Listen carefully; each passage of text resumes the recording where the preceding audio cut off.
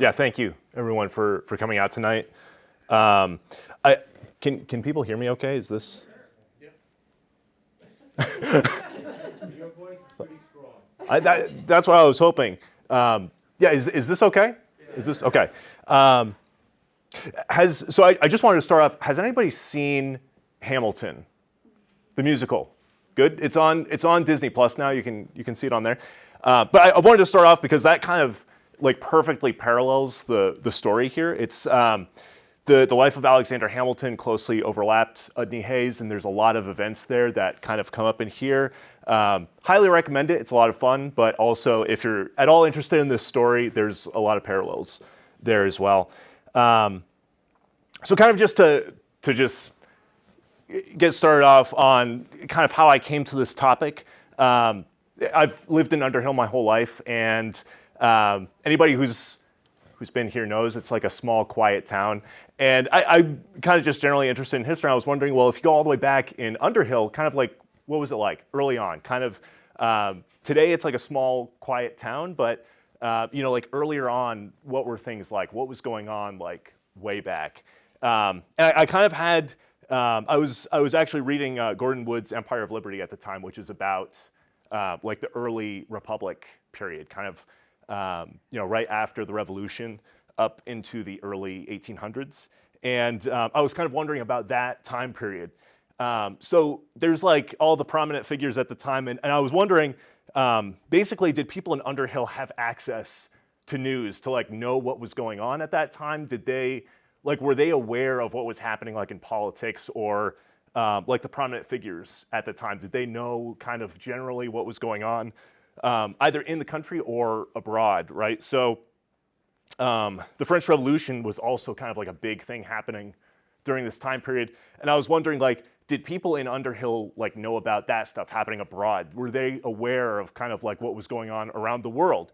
And then lastly, I was wondering, did people in Underhill wear fancy pants? You know, the kind that I'm talking about, like breeches, like, like what did they look like? What did people look like? What clothes did they wear? Kind of like what was kind of, just to get a sense of like what things were like at that time in the town, kind of a general sense of the people and the times. And so that investigation generally brought me to Udney Hay, which answers a lot of these questions. So there's very little information about his early life. There's indications that he was born in Scotland. That's referenced later in his life, but where is kind of vague. There's a note in kind of some old historical society notes that it was Bellevue in Scotland, which is this small town up in the northeast, very tiny town. So it sounds like somebody kind of traced back and found some, like the parish records there. And they believe that was where he was from, the son of James Hay. The mother was not recorded in those parish records. From there, there's like really no information until like the 1770s, where he turns up in Quebec. And it's noted that he was a lumber trader in Quebec with his brother Charles. So in December of 1775, Udney Hay and Charles Hay, Scottish brothers living in Canada, left Quebec City on the approach of General Richard Montgomery. Charles Hay returned in 1776, but his brother Udney first joined Moses Hazen's 2nd Canadian Regiment in the American Army. So that's from the founders' archives. But that's like really like the earliest information that we have is that he had joined this regiment during the Revolution early on. This is the earliest record that I've found for Udney Hay, earliest primary source referencing him. So this is from John Stark's Orderly Book of 1776. This is in the New Hampshire Historical Society. And it mentions Captain Udney Hay of Colonel Hazen's regiment is, at the request of Colonel Campbell, is appointed Assistant Deputy Quartermaster General and is to be considered as such. So this is the earliest record that I've been able to find that's referencing him. So that's at Crown Point in 1776, about a year into the Revolution. And I think it's noteworthy that this is pretty high ranking for that early on. Like, he was moving his way up in the ranks pretty quickly. And as Quartermaster General, he was responsible for procuring supplies for the Army, which was a very difficult job. The Army was always short on supplies, and it was his responsibility to take care of that. So just to get a sense of kind of what he was working on. Throughout the war, there's a lot of correspondence that's mentioning Udney Hay, but for the purpose of this presentation, I've just pulled like a few examples here and there that I thought were particularly interesting. But if you are interested, there's a lot more out there to look at, which is very interesting to dig into. So here's just a letter from Philip Schuyler, 7th of July, 1777. So this was written to George Washington from Saratoga, and he's just mentioning, soon after I had dispatched the letter which I did myself the honor to address to your excellency from Stillwater, I met with Lieutenant Colonel Hay, Deputy Quartermaster General, who was at Ticonderoga. He informs me that on Saturday it had been agreed upon to retreat from Ticonderoga and Mount Independence, that between 2 and 3 o'clock on Sunday morning, General St. Clair with the rest of the general officers and the Army marched out of the lines at Mount Independence, that Colonel Long, with about 600 men, embarked on board our few vessels and in bateaux, that just before they arrived at Skenesborough, they were overtaken by the enemy's vessels and gunboats and were obliged to abandon the vessels, in which we lost all our ammunition. Indeed, Colonel Hay assures me that not one earthly thing has been saved. So this is just interesting that early on, already George Washington is being informed of kind of Udney Hay's position and what he's doing.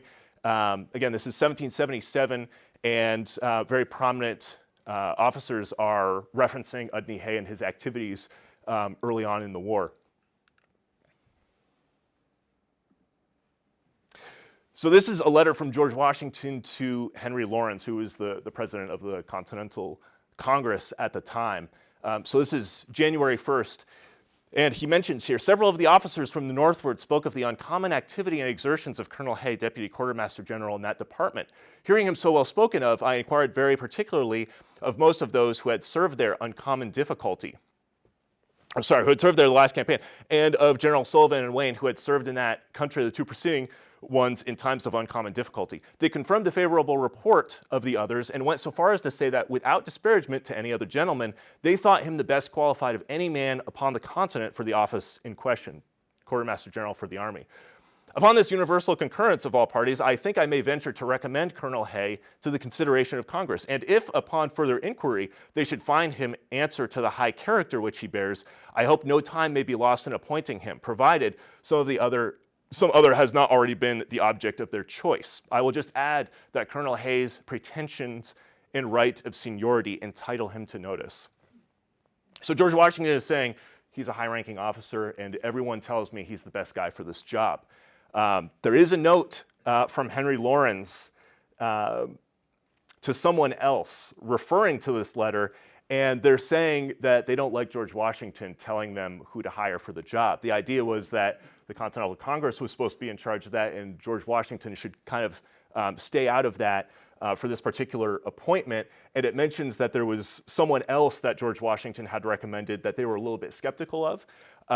But I think that this, coming from George Washington, he was speaking sincerely in recommending Udney Hay himself. It was kind of just politics involved, and ultimately the job went to Nathaniel Greene as Quartermaster General of the Army. And Udney Hay works closely with him throughout the war.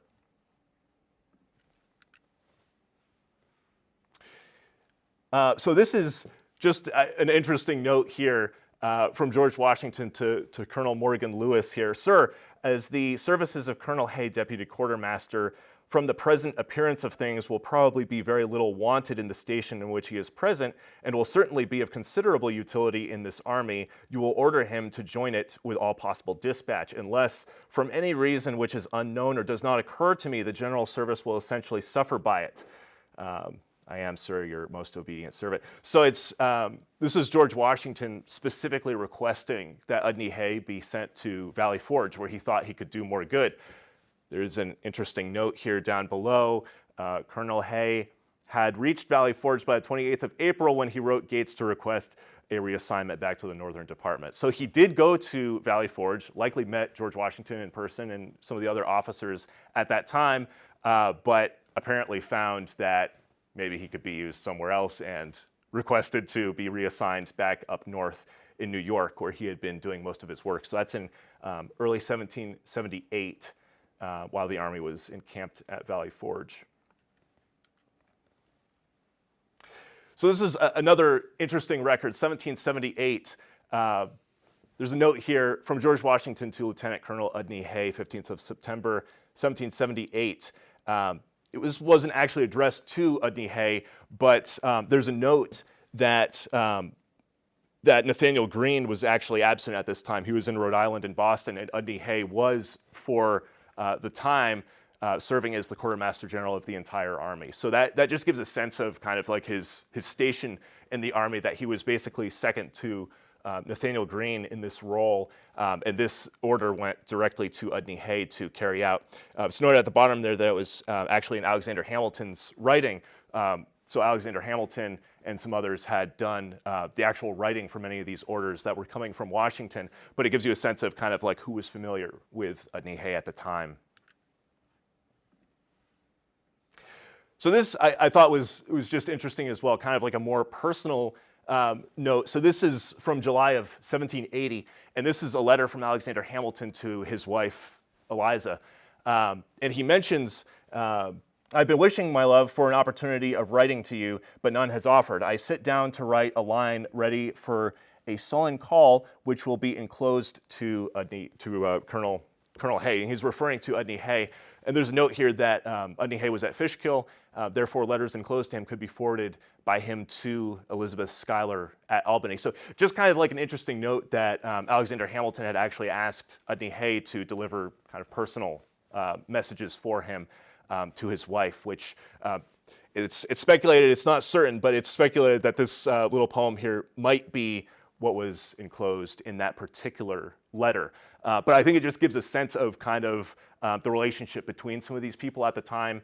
And it was interesting to me to come across this as kind of just a more personal thing mixed in with some of the war correspondence happening at the time.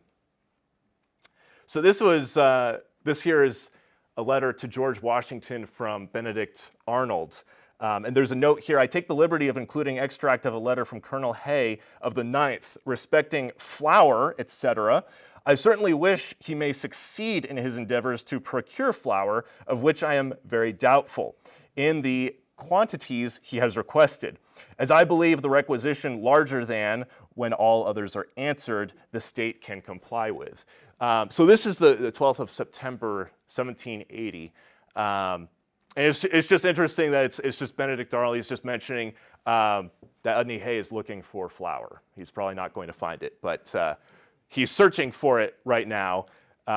There's kind of an interesting sequence of notes here. This is George Washington's response to Benedict Arnold, and there's just a note in here. I hope Colonel Hay's plans for obtaining a supply of flour from the state of New York and his application to the people of the grants. That's important. His application to the people of the grants, right? So he's referring to Vermont there, the New Hampshire grants at the time. So Vermont had declared itself a republic in 1777, but the note from Washington is referring to it as the grants. That's very important here. And his application to the people of the grants will both be met with success. He is a faithful and indefatigable officer.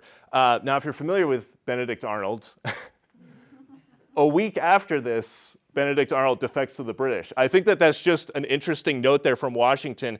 Udney Hay is a faithful officer. This is 1 week before Arnold's already kind of in contact with the British. This is 1 week before he officially leaves. So I think it's interesting to think about that fact, that kind of one of the last, basically one of his last communications is about this flour with Benedict Arnold.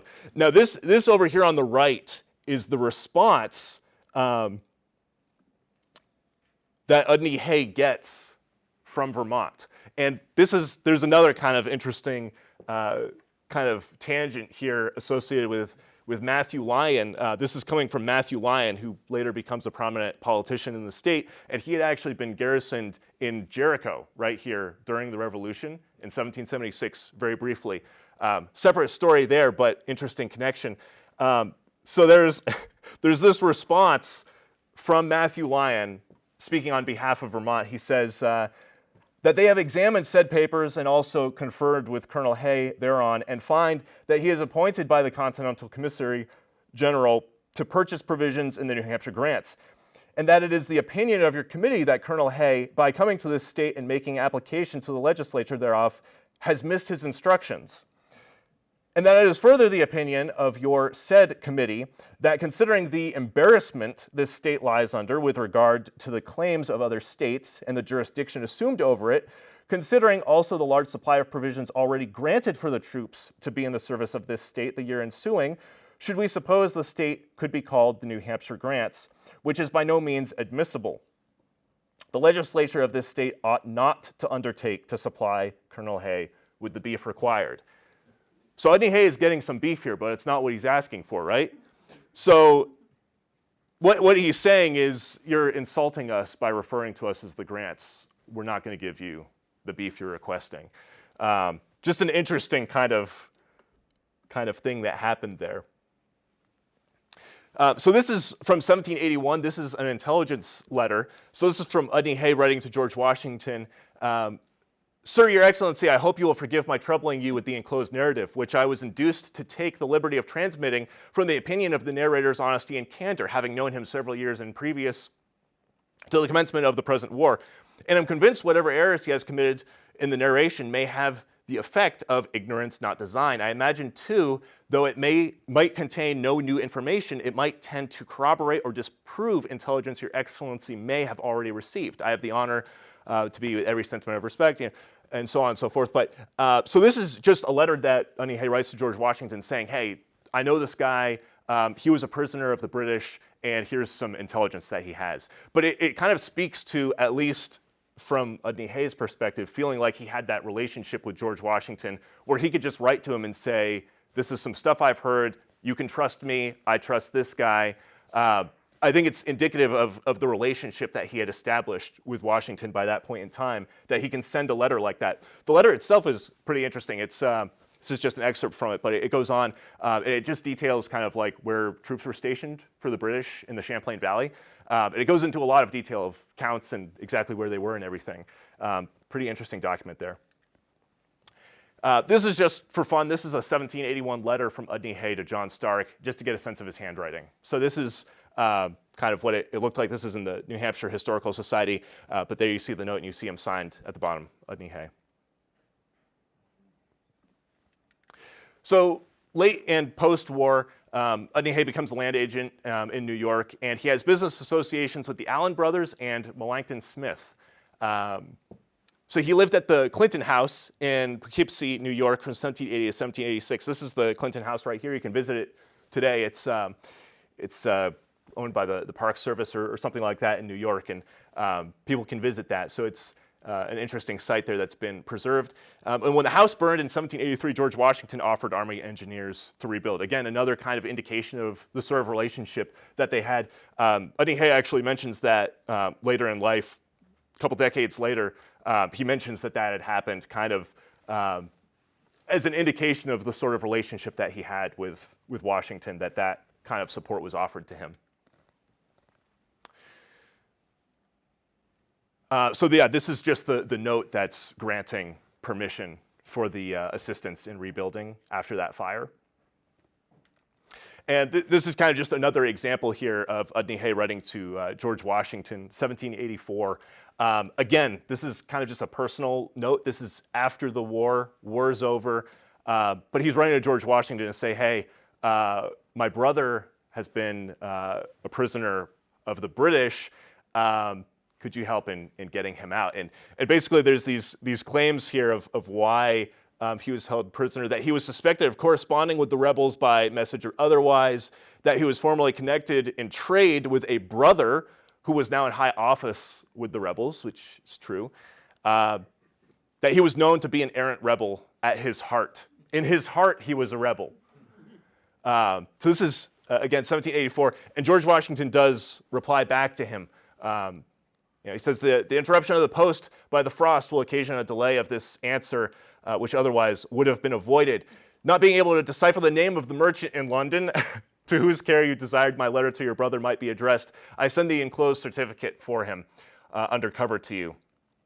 And he mentions, again, just kind of a personal note, thank you for your kind and friendly wishes, and with Mrs. Washington's compliments to Mrs. Hay and yourself, a return of friendly sentiments. So that Udney Hay seems to have felt that he had that relationship with George Washington. After the war, writing him personal letters, that's from Mount Vernon, that Washington is sending that.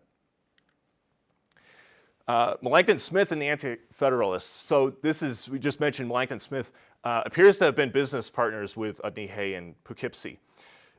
He was one of the founding member of the New York Manumission Society, 1785, with John Jay, Alexander Hamilton, George Clinton, and others. But during the ratifying convention in the 1780s for the Constitution, he was a very prominent, important figure. So basically, the Constitution was the Constitutional Convention was sort of convened with the understanding that the Articles of Confederation were too weak. At least that's what many, especially officers in the war, had thought, because they saw firsthand kind of the problems of having a weak central government. So especially George Washington, Alexander Hamilton, they wanted a stronger central government, and that was kind of how the Constitution was designed, to strengthen the federal government. The Anti-Federalists were sort of a response to that. Remember, there's the Federalist Papers with James Madison, John Jay, Alexander Hamilton writing under the pseudonym Publius to defend the Constitution. The Anti-Federalists had their own separate Anti-Federalist papers where they wrote why you shouldn't adopt the Constitution or how you should change it. So there were many kind of people in this group. Patrick Henry was sort of the leader. Melancthon Smith was a very prominent Anti-Federalist and may have been the author of pseudonymous essays under the name Brutus and Federal Farmer. George Clinton is another one. We'll see more of him later, possibly writing under the name Cato. So this was kind of 1788 when people are assessing whether they should adopt the Constitution, and the Anti-Federalists are saying we should change it or consider not adopting it. Smith ends up compromising, and he does vote in favor of it. But this is important to understand kind of early on at the time of the Constitution. This is kind of when some of the early factions are forming for the people who want a strong central government and the people who want stronger state governments, a weaker kind of federal government. So just keep that in mind going forward here. 1793, Citizen Genet.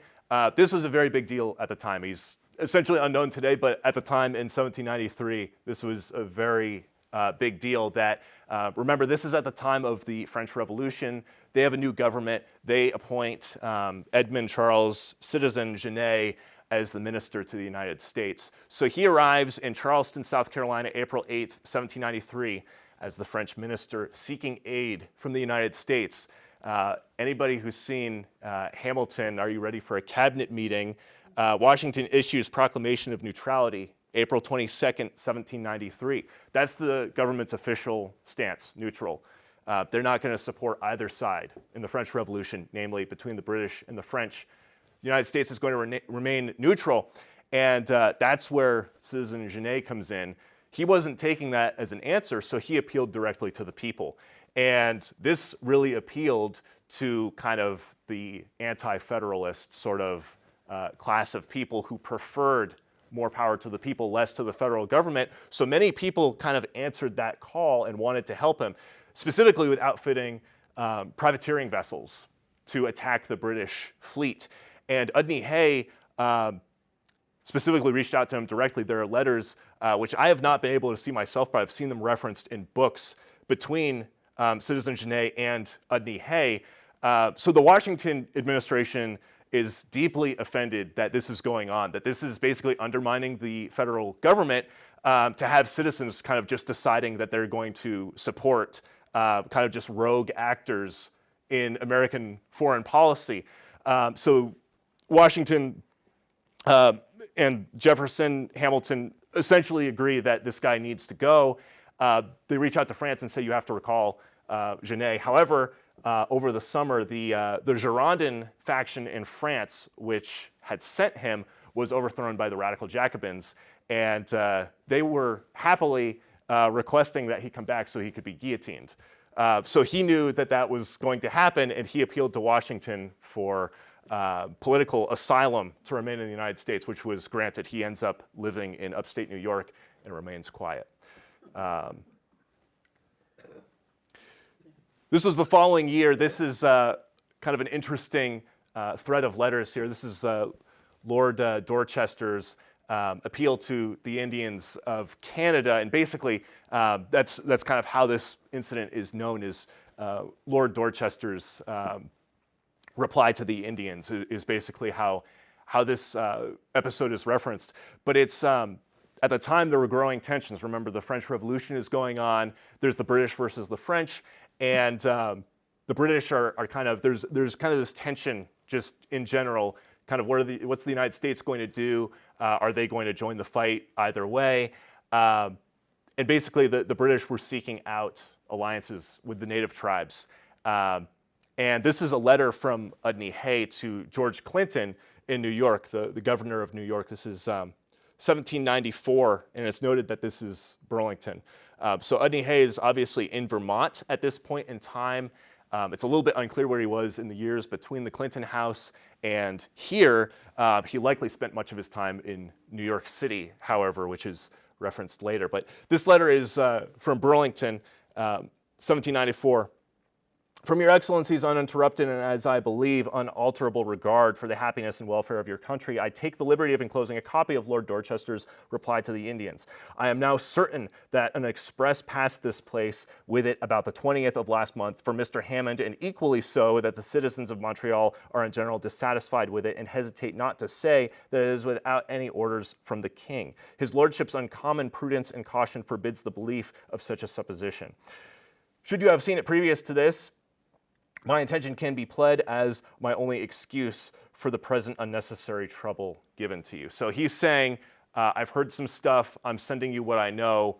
Do with it what you will. So that's again to George Clinton. George Clinton writes to George Washington,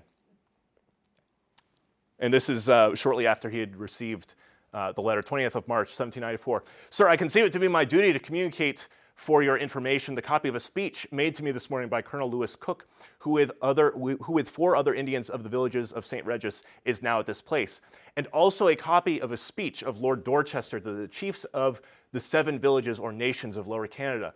The latter I this moment received enclosed in a confidential letter from a gentleman in Vermont. I believe the authenticity of it may be relied on.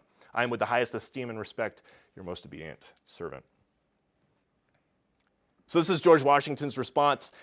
He's thanking George Clinton for the letter. He's saying, kind of, this is important information. Appreciate you passing it on. George Washington appears to have potentially already heard rumors of this, but he's saying the information that you've provided confirms in my mind that this is the case and this is a problem that needs to be addressed. This is to George Washington again from George Clinton. This is April 7th, and he mentions here specifically that the letter had come from Colonel Udney Hay, who transmitted me the speech. And he's saying, I trust Udney Hay and that this is true. Side note here, there's just an interesting note here that Colonel Joseph Fay is mentioned down below, who Thomas Jefferson had, if you look through these letters and query these names, Thomas Jefferson had tried to buy maple seeds from him, from Vermont, to start a maple sugaring operation in Virginia. The idea being to make maple syrup in such quantities that they could replace kind of the sugar trade with the Caribbean. All of his maple trees died and nothing came of that. But it was a very interesting kind of thing to see in these letters. And this is kind of just with John Jay going to England. He was to negotiate with the British, given the tensions that were going on, and it's mentioned in here, copies of Lord Dorchester's speech, which would have come from Udney Hay, were included in that. So kind of just to sort of level set what's going on at this point in time, the government is kind of starting to sort of divide between factions led by Alexander Hamilton, the Federalists, and Thomas Jefferson. So Thomas Jefferson is more in favor of that smaller government, more agrarian. Alexander Hamilton is in favor of a stronger central government, more industry. people would say kind of moneyed interests, or kind of that he represents aristocracy, maybe even monarchy.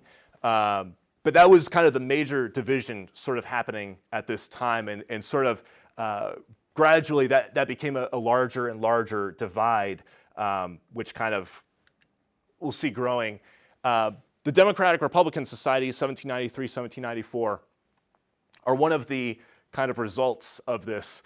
So the Democratic Republican Societies were obviously kind of in that Jeffersonian Democratic Republican camp. And that represented really kind of the opposition to kind of the Federalists, which viewed themselves as sort of the kind of the official, or the kind of the correct, like that's the true government party. And initially the Democratic Republicans were viewed almost as like subversive, kind of like maybe even sort of disloyal. There were just a lot of questions about sort of that faction of politics, and especially these societies that started popping up. Citizen Genet promotes a lot of these. There's a lot of connection with Citizen Genet in these societies. And Udney Hay is a member of the New York Democratic Republican Society, including associates like Melancthon Smith, George Clinton, James Nicholson, Aaron Burr. And Udney Hay establishes the Associated Democratic Society of the County of Chittenden in Colchester in March 1794. So he's going off and starting his own societies. And I think that this might also kind of speak to some of his intent with moving to Vermont, which at the time, a very young state, just entered the Union in 1791, small population. There was a lot of opportunity here for kind of forming kind of new sentiments, or kind of expanding parties.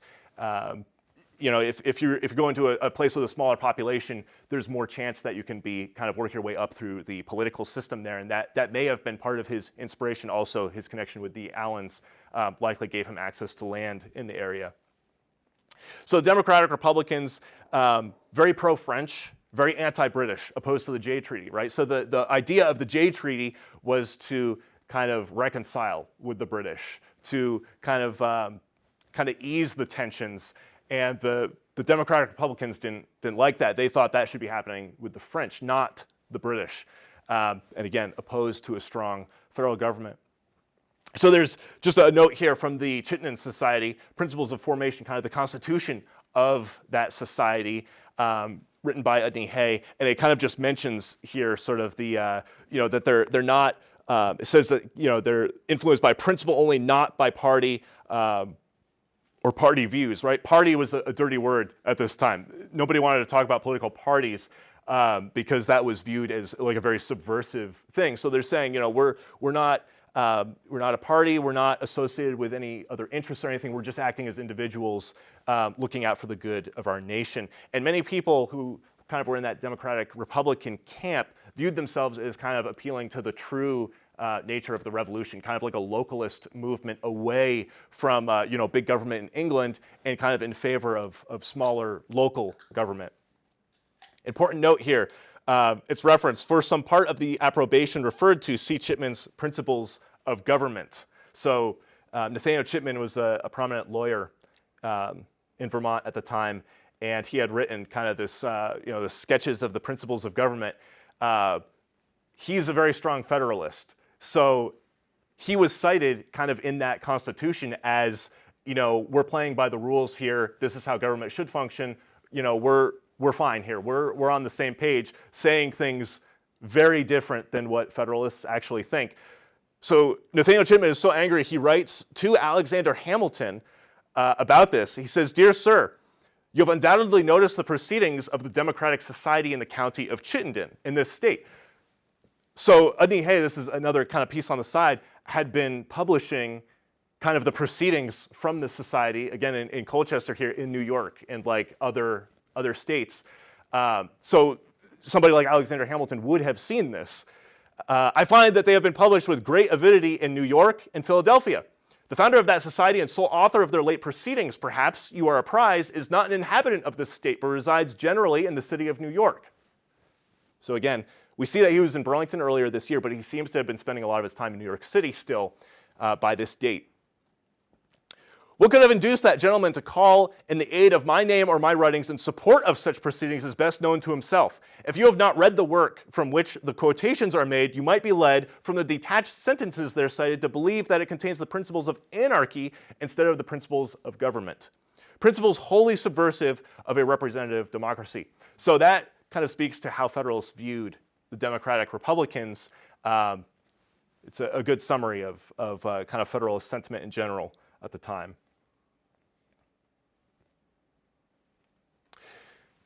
Hamilton and Nicholson duel, 1794. So news had come back of the Jay Treaty, the result of that. And there was a riot going on in New York City in the summer of 1795 by unhappy Democratic Republicans who were kind of protesting or rioting against the Jay Treaty, right? Having come to an agreement with Britain, they viewed what John Jay had agreed to as a very bad deal, that the British won out in that, and that the French were kind of just being abandoned, which the Democratic Republicans viewed the French as the true allies of the United States, as they had been during the American Revolution, regardless of the fact that their government had swapped during the French Revolution. So this is just great here. These letters about duels, they're very polite. So there's this riot going on. Alexander Hamilton gets into kind of a disagreement with James Nicholson. This is Commodore James Nicholson, who was a very prominent member of the New York Democratic Republican Society. They get into kind of a bout over politics, and there's a challenge to a duel. Alexander Hamilton actually got into a challenge to a second duel in that same day. There was just a lot going on that day. It was very busy for him. But from Alexander Hamilton to James Nicholson, 20th of July, 1795. And this is just great. I think you should totally look these up and just read through kind of what these look like. Sir, the unprovoked rudeness and insult which I experienced from you on Saturday leaves me no option but that of a meeting with you, by which they mean a duel. The object of which you will readily understand. I propose to you for the purpose Paulus Hook as the place, and Monday next 11 o'clock as the time. I should not fix so remote a day, but that I am charged with trusts for other persons, which will previously require attention on my part. My friend Colonel Fish, who is to deliver you this, will accompany me. I am your humble servant. James Nicholson, I had the honor of receiving a note from you a few minutes ago by Colonel Fish relative to an altercation that took place between us on Saturday last. On an occasion of this kind, I shall certainly not decline your invitation. Its peremptory tenor necessarily precludes any discussion on my part of the merits of the controversy. The publicity of the affair and the unusual visit of your friend have, however, unfortunately occasioned an alarm in my family and may produce an inquiry. You will therefore perceive that any situation will be rendered extremely disagreeable unless our interview takes place before that time. I have therefore to entreat that it may not be postponed longer than tomorrow. I am, etc., yours. Somehow during kind of the duel proceedings, these are the seconds that are communicating with each other. And again, if you've seen Hamilton, you know kind of the rules of dueling and how that goes. Udney Hay steps in for James Nicholson. So he was clearly in New York City at this time and close enough in this circle that he could just step in and serve as a second in a duel. So this is just his letter to Nicholas Fish. Mr. Udney Hay presents his respectful compliments to Colonel Fish and requests an interview with him as soon as possible. Mr. Clinton, DeWitt Clinton, being absent. So that's the nephew of George Clinton, powerful kind of Democratic Republican family in New York. So kind of just, that gives a sense of sort of his place in these social circles, still very prominent in New York City at this time, and kind of in that sort of political community that he was a very well-known guy. So the next year, he moves to Underhill, 1796. And this is the Devlin property where he moved to, and that's the property deed there that's noting the purchase of the property happening at that time. So 1796, just to get a sense, the population in 1791 had been 59. This is a very small town. It still is. By 1800, it was 212. Very small town, very small population.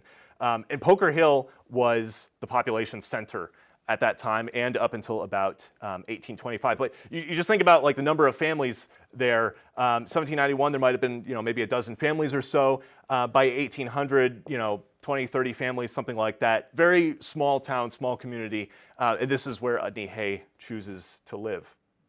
So immediately he starts to get involved in local politics. He's a town moderator, 1796.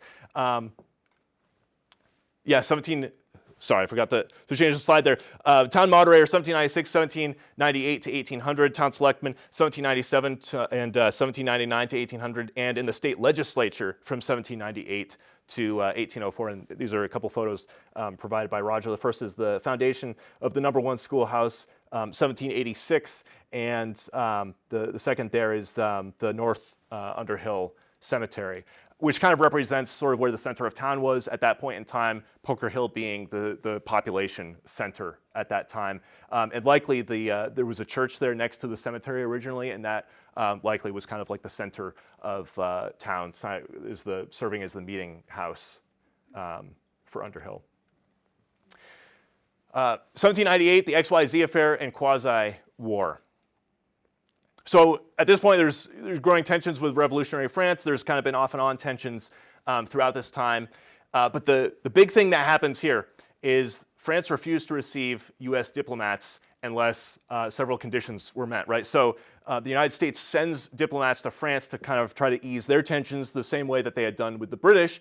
But when their diplomats get to France, the French demand a large loan of some millions of dollars, 10, 12 million, something like that, a formal apology from John Adams, who was a Federalist opposed to the French, and on top of that, $250,000 to the French foreign minister personally, just as a personal bribe.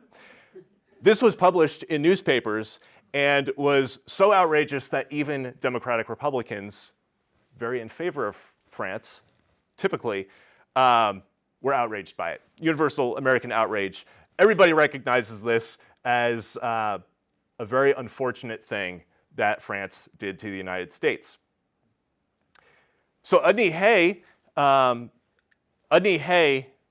actually, by order of the town meeting, Udney Hay, chairman, he leads the town in crafting kind of what I've called the Underhill resolutions. This is a very lengthy document. The whole thing is actually on the Historical Society website. There's a piece about it. It has the entire thing. So yeah, it'll give you an additional proof of your impartiality and oblige Udney Hay, that's what the UH is, a number of the inhabitants of Underhill in the state of Vermont, having met together for the purpose of reading with attention and comparing their various sentiments on the late dispatches from our commissioners to the Republic of France. Finding on examination that there was not in the whole town more than one man who was not a firm tried Democratic Republican, and perceiving at the same time that there was a perfect unison of opinion, requested the selectmen to draw up such general resolutions, maxims, or opinions as they should deem most expressive of the universal sentiment of the whole town. So this was a lengthy document that was like grievances against France. And what's interesting about this document is it's addressed directly to France. Clearly, the idea was for this to go viral, right, as we would say today, that they were to publish it in many newspapers and hopefully have it actually reach France directly to address what had happened. And this is interesting to me because this is kind of aligned with sort of what was going on with Citizen Genet. It's kind of just individuals, or in this case, kind of at the town level, sort of taking that agency to sort of act on kind of foreign affairs, which is, it was kind of like testing the waters of kind of what was acceptable in the early republic. It's still not really clear which way the government is going to function going forward.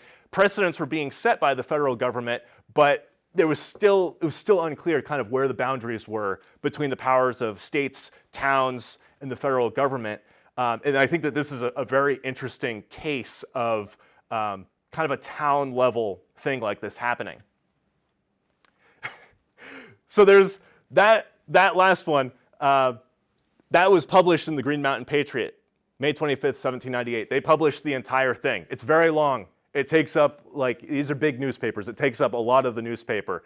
Goes through the entire thing. This is the Vermont Gazette, Bennington. Simply says, we received a very lengthy communication from Underhill by the last post, the purport of which seems to be that the Democrats in that town, having had a meeting, expressed their resentment of the treatment of our envoys have received from the French government. They're saying, we received this is what it was about. However, it is impossible for us to oblige our Underhill friends with a publication of their address unless they will defray the expense of a supplement. They're saying, we're not going to publish this unless you pay us to do it. So a bold kind of attempt there to get in all the newspapers didn't work out on this one. But it kind of shows sort of what was going on and the attempt to kind of disperse this very widely. Is kind of, and just thinking about that is Udney Hay, somebody who's clearly interested in politics and kind of wanting to sort of expand influence, that this was kind of an interesting way of going about it with that event that happened. This is excellent. These are reactions. People saw these resolutions in the newspaper, and there was a debate about it, right? In the newspaper, there was a debate about this. You know, you think of like social media today, this is what it was at the time. And this is just delicious. This was in verse. There was, across multiple papers, there was a rap battle in verse going back and forth on this issue. So this is in response to Equation, who was in favor kind of the Underhill resolutions, the Democratic-Republican view. This is the response from Juvenis, who was speaking for the Federalist perspective. Believe me, sir, it is a fact, however vile may be the act, not one of all your Gallic tribe did ever refuse a generous bribe. They're referring directly to that bribe. They sell their souls without remorse as jockeys do a crippled horse. The man who gives the greatest price is sure to gain them in a trice. And now, good sir, your flagellation, having received its termination, to Underhill will I be jogging and give those Jacobins a flogging. He's saying that these are the radical Democratic Republicans in Underhill. The newspaper just said we're all Democratic Republicans, and he's saying, I'm going to come and whip you for that. They're so opposed to that kind of sentiment that he's just saying, kind of, again, speaking for the Federalists about that. Our demos in the West of late are much perplexed about affairs of state. They meet, debate, and even pretend the British treaty is not our friend. They're referring to the Jay Treaty there. Say they, it is a cursed thing. 'Twill curb, we fear, our eagle's wing. 'Tis strange indeed, we can't divine it, why Jay and Washington should sign it. They're saying you think that George Washington, the father, would sign this if it was a bad deal. They might have known our dear ally would make us ingrates sing Percavi. I believe that I think it's like a French, it might be a French reference there. The Percavi. Thus say the folks of Underhill, who have in politics much skill, they hold town meetings and debate on weightiest business of the state, kind of mocking the meeting that they had there. Compare our treaties with each other, and make a devilish rout and pother, when lo, 'tis said, not 1 in 10 of those most wise, sagacious men, who thus decide, with curses hearty, ever read the French or British treaty, and never will, I can foresee, unless they learn their ABC. But Udney Hay, a second lot, preserves the place from going to pot. For should we search the town all round, 10 men of sense could not be found. These are the men who have resolved our treaty ought to be dissolved. Poor souls, I know, they knew not what they did. I blame them not, no, heaven forbid. And now, before my leave I take, this supplication I will make, that all our railing demagogues may migrate to the land of frogs. He notes that that's France. He's saying you can all go to France if you love it so much there. And this is just wonderful. Underhill replies, this is June 1798. The people of Underhill have read Juvenis's feeble attempt to satirize their late resolutions and request him to be assured that they not only most sincerely wish for an amendment of his head and heart, but that pretending to no uncommon degree of political knowledge, common sense convinces them that they ought not to be offended at this impertinence, because it clearly appears to have been the offspring of an unbounded vanity, which nature having made his predominant passion, time and experience alone can cure. This is the social media of the time. This is going on in the newspapers back and forth throughout the time period. There's so much of this in there, and this one just happens to pertain specifically to Underhill. Election of 1802. So Martin Chittenden was the most prominent Federalist running in 1802. Udney Hay is running as the Democratic Republican in 1802. And just to give a sense, this is Martin Chittenden's house. This was actually just sold in Jericho. Beautiful house. But it gives you a sense of kind of the Federalist, how they might have been perceived. It's a very nice house, not maybe how Democratic Republicans might have seen the common man. It looks more like the aristocracy of somebody like Alexander Hamilton. This is just to give a sense. This is a newspaper during the election season. And you can see I've highlighted Hay here. These newspapers are 4 pages. The entire front page is all about Udney Hay. And in many of these newspapers, there's like half a page, a whole page, 2 pages dedicated just to talking about Udney Hay. This is like a year of this going on in the newspapers, back and forth every week. Multiple newspapers he's referenced, very prominent in the state. He's like a very, very prominent political figure. Everybody knows about him, what he thinks, and has opinions about him. This is just a piece from kind of during that election season, 1802, just to give a sense of kind of what was going on more broadly in the country. So this is Gideon Granger, U.S. Postmaster. He mentions this is a letter to Thomas Jefferson, September 1802. In New York, I have breakfasted with Colonel Burr. His opinion that the Republicans of New Jersey will carry the elections. Not a word passed respecting what had happened in New York. I was prepared to converse, but not to open the conversation on that subject. Luckily, I met with DeWitt Clinton and had a lengthy conversation. He avers the substantial facts changed in the pamphlet can be proved. He says the state is perfectly safe. He thinks the city is so too. From him, I learned that Udney Hay, he's referring to Udney Hay, felt certain of success in the Vermont election. So broadly across the country, kind of high up figures are aware of kind of what's going on in these state elections, and they're aware this is their man in Vermont, Udney Hay, for the Democratic Republicans. They're thinking he's going to win. This is just kind of a separate piece. This is a letter from to Thomas Jefferson from Albert Gallatin. This is 1802, kind of the same election season, but it just gives a sense of kind of like what Udney Hay was up to. I enclose a letter from Colonel Hay of Vermont, but have informed his friends here that the French would not admit any consul in their West Indian colonies. He's asking a favor. Udney Hay wrote to Albert Gallatin, and it's addressed from Underhill, the 17th of August, 1802. He was asking for his nephew, Alexander Hay, to be appointed as a consul at Martinique. But again, it's similar to kind of some of the Washington correspondence. It suggests that he viewed himself as kind of lofty enough a figure to be able to do this, that he could just kind of write to officials like this, ask Jefferson, ask Albert Gallatin to help out with this kind of thing. And it's noted here that this was endorsed by Thomas Jefferson, Hay Udney, to Mr. Gallatin, and it survives in his records.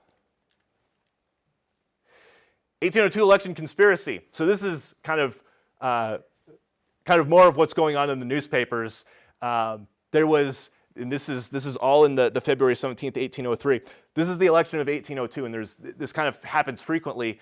The election didn't get decided immediately. If you didn't have enough of a majority of the vote, then you would have to run another election until you kind of got the right numbers for the candidate to be kind of selected as the new person. But there were several kind of these elections that had to happen because of the results of these. And this is early 1803. So there was this suggestion that Amos Marsh, another Federalist running opposed to Martin Chittenden, actually had an agreement with Udney Hay to split the Federalist vote. They were saying, Colonel Hay, many of the citizens in the Northwestern District have suggested that there is an agreement between you and Amos Marsh relative to the election of a member of Congress.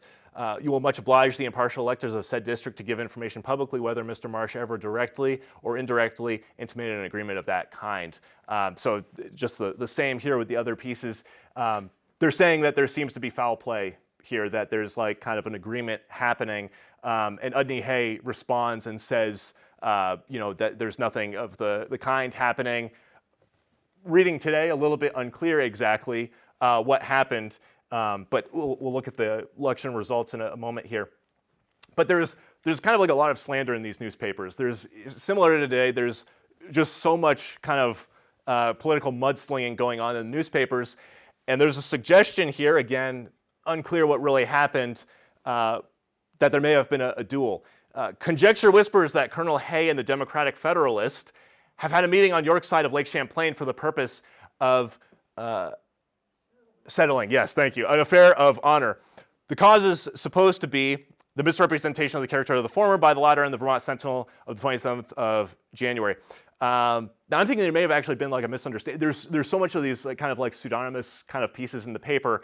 I think they mixed up the names here because the Democratic Federalist actually would write in favor of Udney Hay. There were other detractors, but I'm thinking that they may have mixed up the names there. The Democratic Federalist may have actually been Udney Hay himself. There was also the Moderate Federalist. There's several of these names. Some may have actually been close friends, as they claim to be. Some of them may have just been him writing himself. But there was a piece against Udney Hay in the paper that they're referring to here, but it was by a different author.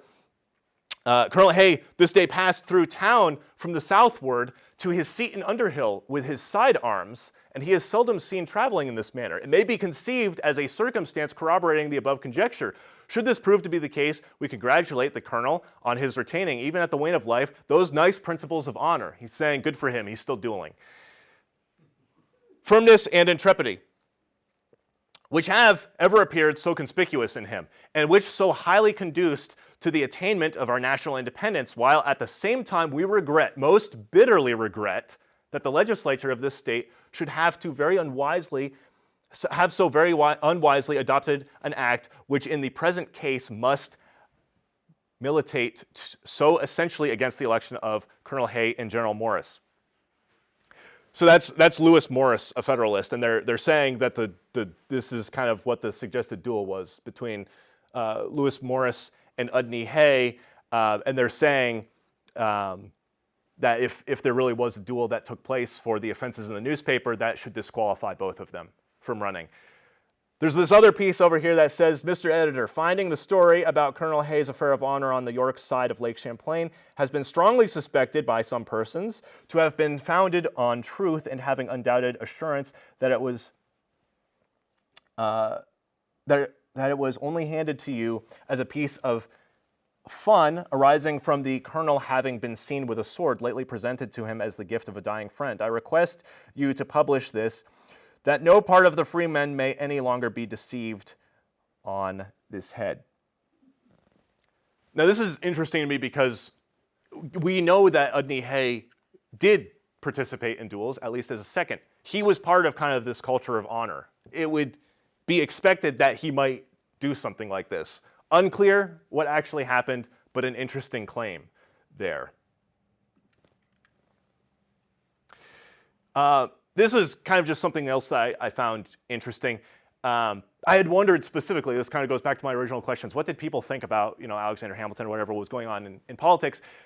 We've seen now that Udney Hay knew Alexander Hamilton, maybe not closely, but that they were acquaintances, very familiar with each other. This is written by the Democratic Federalist, who I suspect, and people in the newspapers at the time suspected, to be Udney Hay himself. But just kind of an interesting note here, both on the criticism to himself and some of his views. He's mentioning that one of the main criticisms against him is that he's a foreigner. As far as this respects his not being an American, it is literally true, for he was born in Great Britain, Scotland. But they're saying here, would this not be an insult to the ashes of our beloved Washington? He's saying George Washington respected foreigners. Why can't others? And the liberal mind must disdain this ungenerous discrimination where the services of the person commenced at so early a period, and be assured that Mr. Hay has no objection to the whole of his conduct during the Revolution being minutely detailed and most strictly inquired into. This comes up a lot, his Revolution record, his relationship with Washington, his relationship with kind of other prominent figures. And in some of these papers, he kind of describes that, he defends himself, he explains his side of the story. Down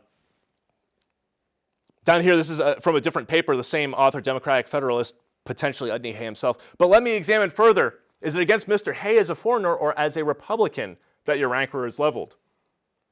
And he mentions Alexander Hamilton is also a foreigner. Federalists love the guy. I must here indulge myself with observing that I believe Mr. Hamilton to be a man of the strictest honor. He has been no mongrel politician. His political principles since the termination of the war have been constant and uniform. I'm thinking that might have been Udney Hay's sentiment about Alexander Hamilton. But he's saying, we're both foreigners. We can be involved in politics. There's nothing about that should disqualify us or make us less American. We've participated in the war. We've kind of participated in the building of the nation. There should be nothing wrong with us having a say in politics. This was from May 5th. This was just before the last results of the election. This is one of his defenses, kind of responding to the criticisms. So these are, I kind of just cited these are some of the claims that were made against him. Somebody's saying Mr. Hay has declared before respectable gentlemen in this country that he was of opinion that Thomas Paine would be a real service to our country. Thomas Paine, by this point in time, was very disliked because of his support for the French Revolution. He was viewed as a strong radical, a dangerous person. Democratic Republicans were warmer kind of toward him, but even some of them kind of took certain issues with being an atheist or some of his kind of political claims or support of certain things.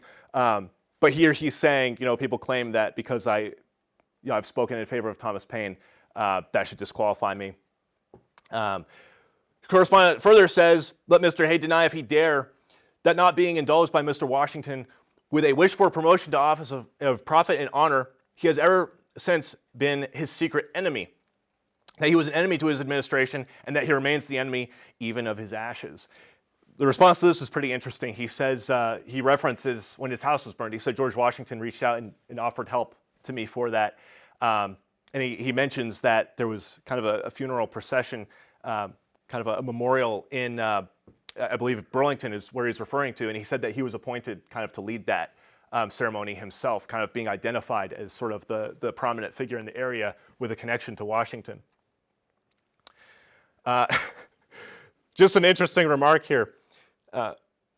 Kind of in his closing to kind of this criticism. Will common sense admit of a belief that any person who is removed but 1 or 2 degrees from idiotism would place himself deliberately in such a despicable situation?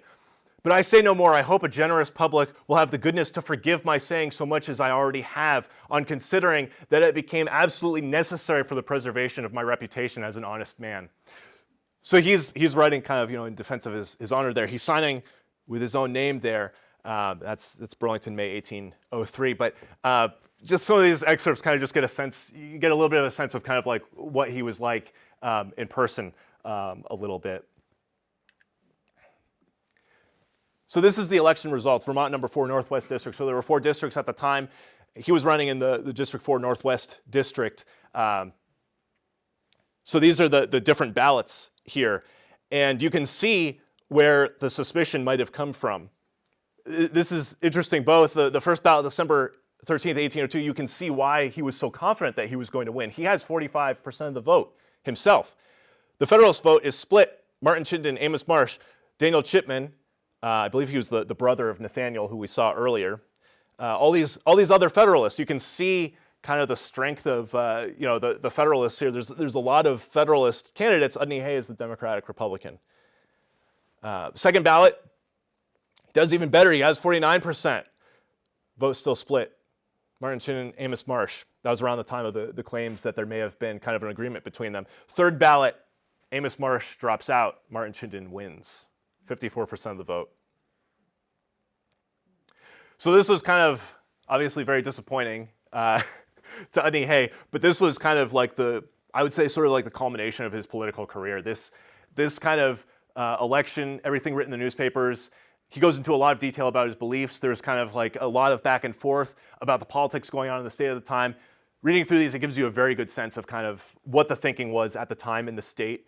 And it tells a lot about kind of his role as a political figure and how broadly known he was in the state at the time.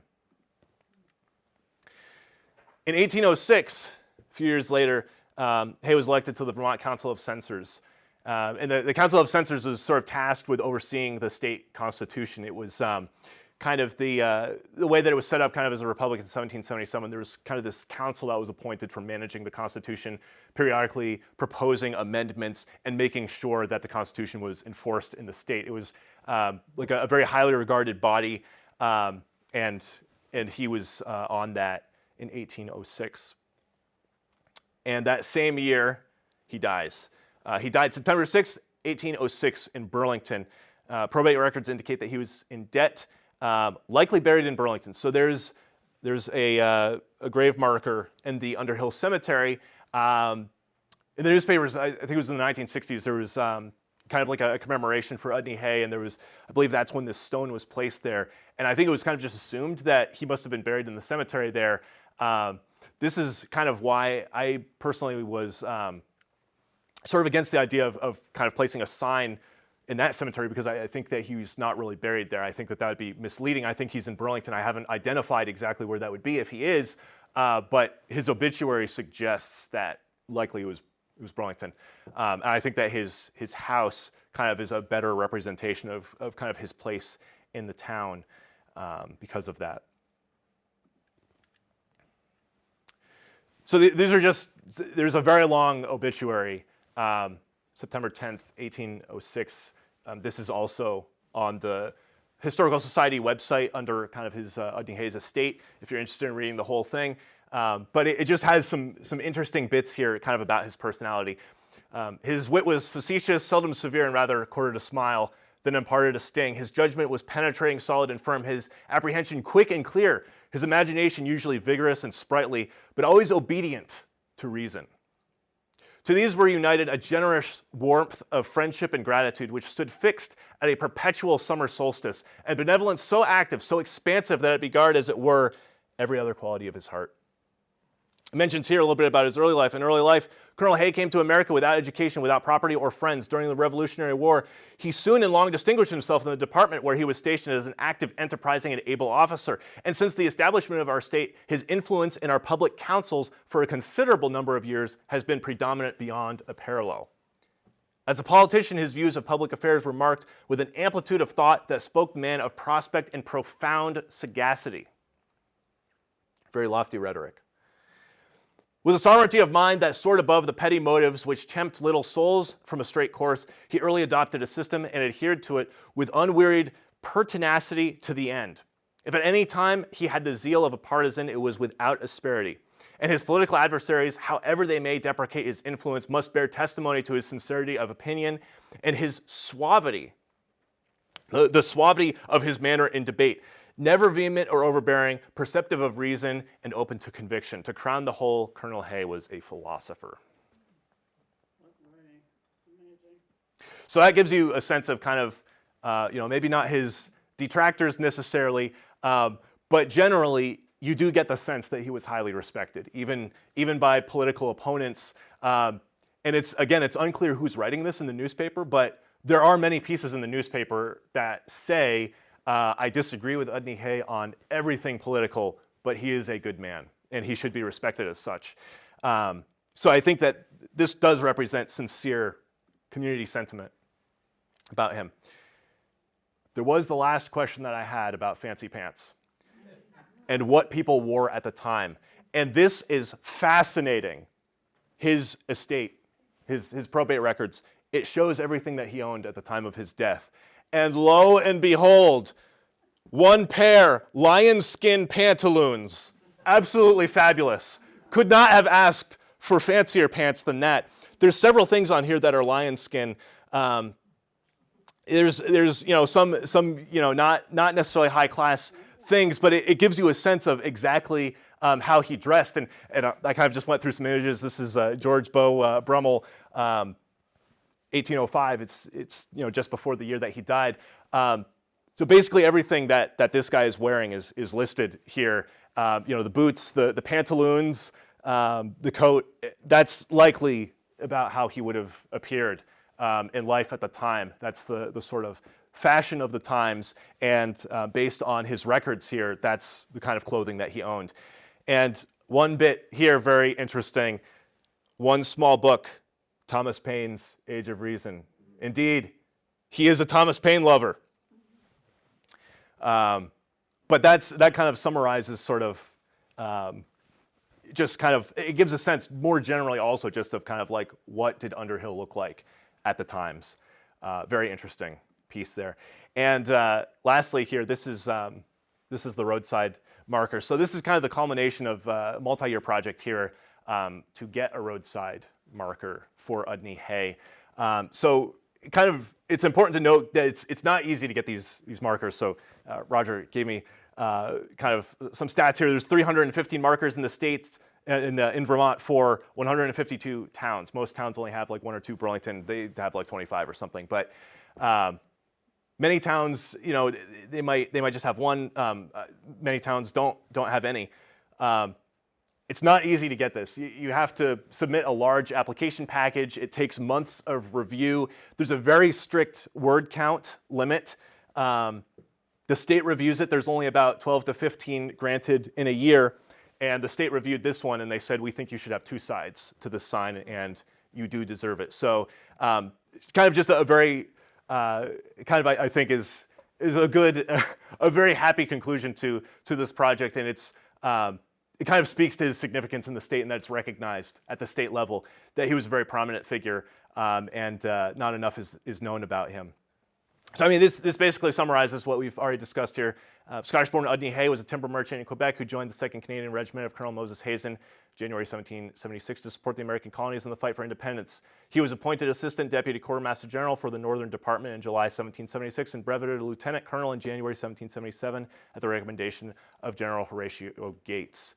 Hay served under General Arthur St. Clair in 1777 when Fort Ticonderoga and Mount Independence fell to the British.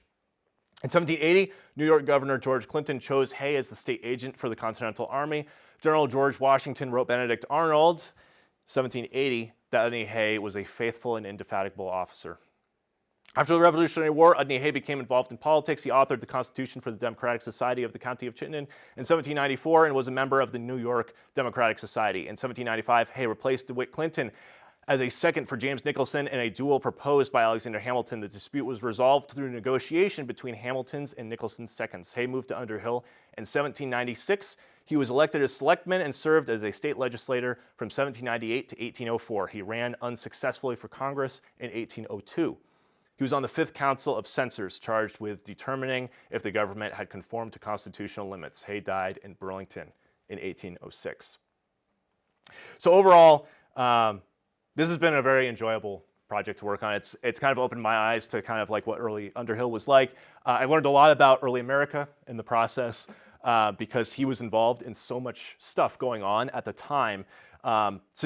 He was a very important figure in the Revolution. He was recognized as such at the time. Very prominent early political figure at the local and at the national level. He was known, helped to shape kind of that Democratic Republican Party early on. And his story just collectively tells us about Underhill in general. I often also wonder kind of, the Revolutionary War, what were people fighting for, kind of what was the hope afterward? And I think it's interesting that we have Udney Hay here, a very high-ranking officer, and that Underhill is kind of representative of what he hoped for, a place where he could settle down, get involved in kind of politics, kind of the rough and tumble of early America. I think that just tells us a lot about the times and a lot about our town here. So yeah, that's everything. Yeah.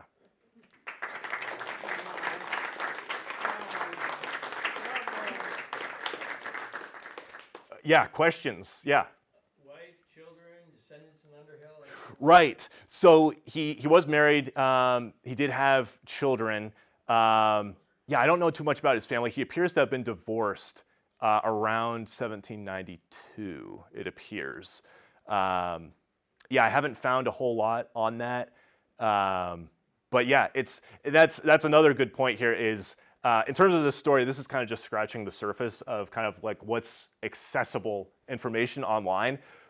I've seen archives referencing other things I didn't have the opportunity to look at, but there's definitely a lot more that could be investigated here.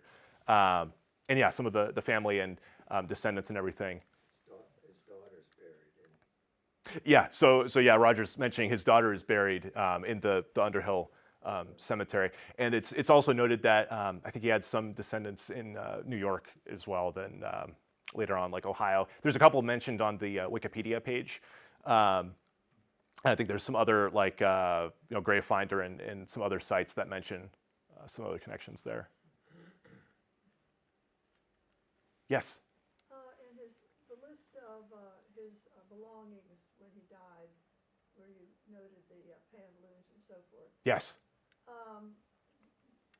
Did it also mention his property, his home? Yes. Oh, I did. Yeah, that was just a small selection. The whole thing is on the website. Yeah, the whole thing his estate is on the Historical Society website. And I honestly haven't digested all the details in there. There's a lot there. But yes, it does go into that. I'd be curious how much the land was worth. Yeah. So it lists off all those details, debts owed, which also even gives you a sense of like kind of like what he was kind of doing around the time. Yeah, there's a lot in there. Yes. When you mentioned the seconds for the duels, were the seconds intended to actually shoot in some, or just to negotiate for the primaries?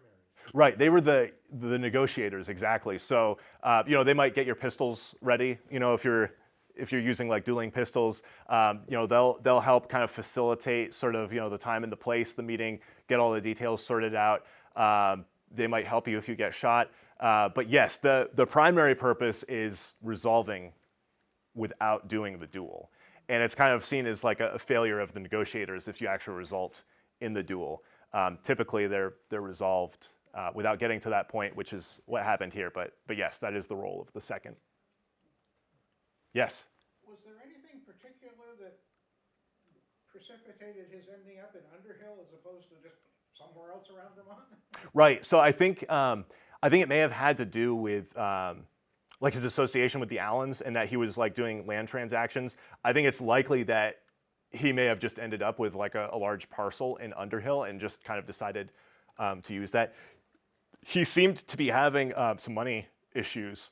He appears to have lost the Clinton house there in New York for debt, and he may have been limited in options potentially by that point in time, and he may have kind of had to kind of take what he could get, and that may have just come up in some of his land dealings. But I do think that there was some intention in specifically moving to Vermont, kind of for the kind of political reasons, most likely. Yes. He's a known quantity. I mean, he appeared in the Vermont Encyclopedia. Yes.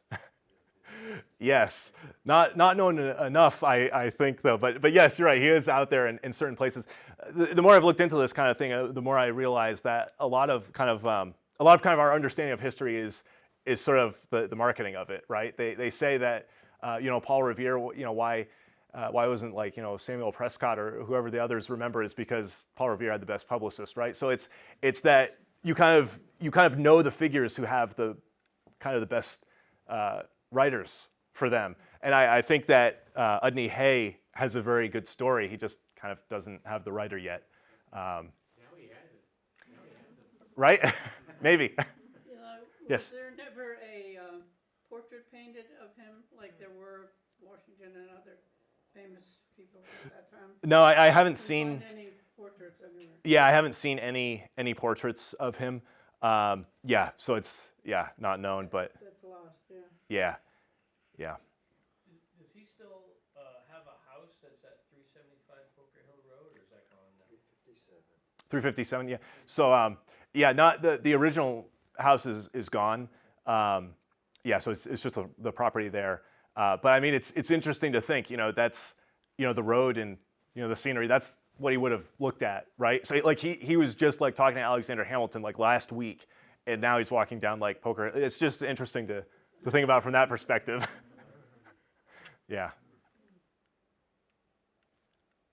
Yeah. Well, thank you everybody for coming out. I appreciate it.